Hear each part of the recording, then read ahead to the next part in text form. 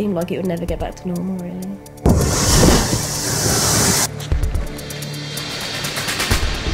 It caught everybody by surprise.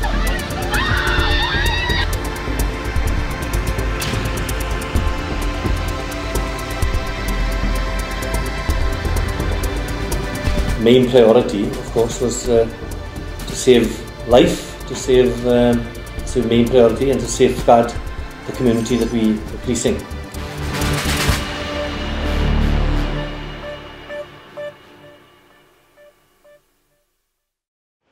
Aberystwyth, a small town on the coast of West Wales, a place called home to between 18,000 and 19,000 people, witnessed a devastating tempest batter its shores.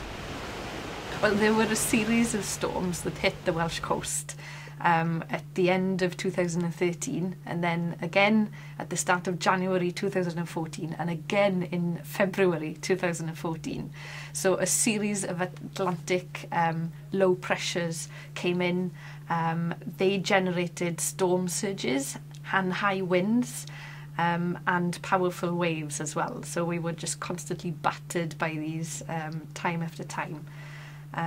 And these created quite a bit of disruption along the Welsh coastline.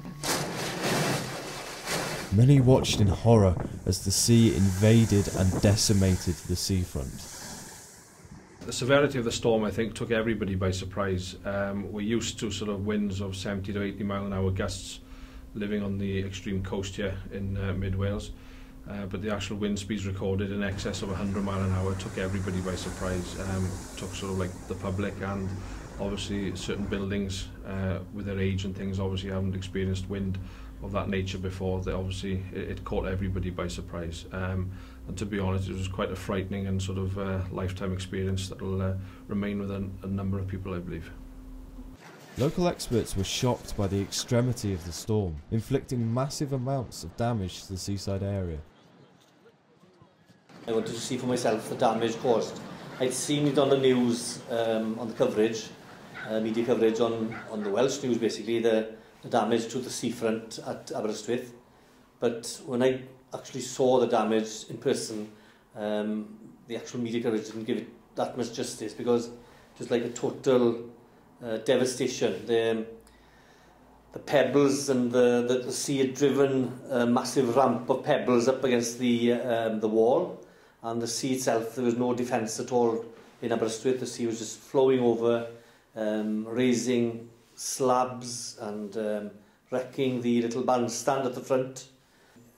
I don't know how that survived, but it did.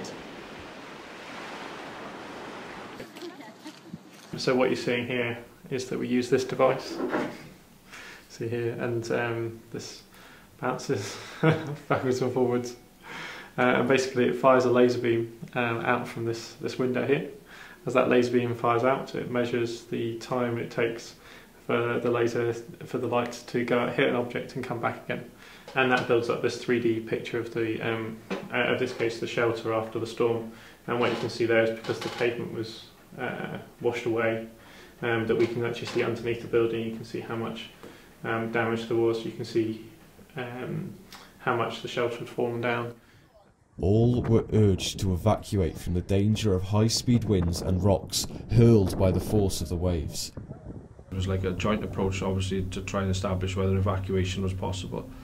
As the day progressed, it became apparent that flooding then was going to become an issue, and obviously with the high tides and the surges in the tides due to the winds, this became quite a problem later on. And again, through sort of like joint collaboration working with other agencies, we sort of had a strategic plan in place, amalgamated it with local authority, and acted upon it accordingly. Strong winds battered Wales at 89 miles per hour. Some described the after effects of the storm to be catastrophic, as trees and power lines were blown down. It was quite heartbreaking, really, when you saw it on the news. Like, I saw my little pink house on the seafront, like, being attacked by the waves and all the damage. Like, it was really sad, and it was really scary, and I didn't know when I'd be able to come back. And obviously, I wanted to come back and see all my friends. When the chips are down, that's when you see the best in people. And I know after the storm died down at the end of a month, well, it's we kept having high tides and peak tides throughout the month, and also the wind was the worst thing, because it was like cyclonic. It kept coming back. It would go for 24 hours and come back in the next 24 hours, because it kept going round and round and round. But the people of Ceredigion and the people of Aberystwyth, there was a big volunteer day one day there, and they assisted the local authority to clear up the mess and everything in Aberystwyth seafront, and that's when you see the good in people coming out, and I thought that was a very important part of that struck a note as a reminder then of how good people can be when the chips are down. Locals were forced to evacuate as homes and local businesses were threatened with severe flood warnings. I think the general public weren't quite aware of the sort of genuine force that Mother Nature could produce. And despite numerous warnings, there were a large number of general public that would refuse to evacuate certain areas of the town, which left us then having to go in at the critical point when flooding had occurred or damage had occurred to evacuate them at a later date.